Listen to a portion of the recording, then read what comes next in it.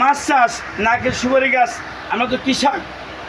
আশের যে গ্রামবাসী বাংলাদেশ বেসছে হোসেন মোহাম্মদ এরশাদ বলতো, আমরা যারা বয়স্ক লোক খবর শুনতেন না, রেডিওর মধ্যে লেখা আছে এই 19টি উপাদান এর 12টি ঘাটতি পূরণ করে জৈব সার আমার শরীরের 3-এর 1 অংশ রক্ত, 2 অংশ পানি।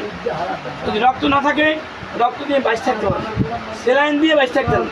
স্যালাইন মানে একটা পলিথিন দেবেন আর হালকা চারগুলো ইরের মধ্যে দেবেন, খাওয়া থাকবে।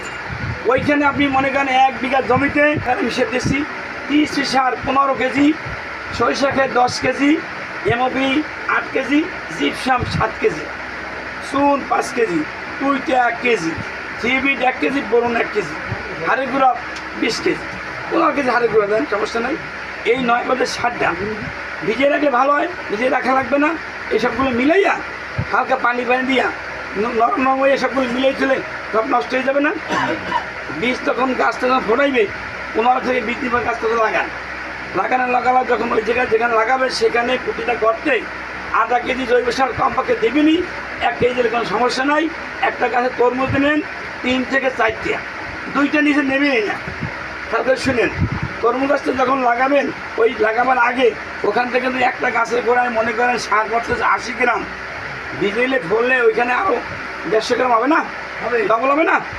ওই পরিমাণ সার গাবলা করে দিয়া মিলাইয়া আর জৈব সার দিয়ে মিলাইয়া 4-5 দিন থাকবে, দিকে সারা তো আসতে মনে হইতেছে প্যাকেটটা সিরে সারাকে বসাই দেবে, বসাই দিয়া হালকা চারিদিকে জৈব সার দিয়া পানি দিয়ে দেবেন, গাছটা ধরে গেছে। সারা একটু অ্যাকশনে আছে, সারা মারবে। আর সার তো বাড়ান থেকে যায়, আপনারা যে সারগুলো দিচ্ছেন সেই সারগুলো গাছ প্রতি 10 গ্রাম ইউরিয়া সার আর 2 গ্রাম জিঙ্ক সালফেট। জিঙ্ক সালফেট যেমন 2টা মিলে 4 করে দিয়ে পানি দেবেন, গাছ শাসা করছে। যখনই 7 পাতা হবে, 7 পাতা রাখিয়ে মাথাগুলো কাটিয়ে দেবেন। লাউ গাছে 13 পাতা হলে মাথা কাটে দেখছে, অনেক গাল গাছ হয় না, গাছ খাটো হয়। যখনই মাথাগুলো কাটিয়ে দেবেন তখন গোড়ায় দিয়ে প্রতি জায়গার গোড়ায় দিয়ে 2 ঘন্টা ডাল বাইরে দেবে না, মিনিমাম ডাল বাইরে ওই জায়গায় 7 থেকে 8 খান বা 10 খান বাইরে দিতে পারে। এই যে ডালগুলা, যে ডালটা দেখবেন এখন সেই ডালটা গোড়ায় দিয়ে কাটিয়ে দেবে। প্রতিটা ডালে আমি 1 তরমুজ দিই, গাছের গোড়াটা এটা মোটা হবে।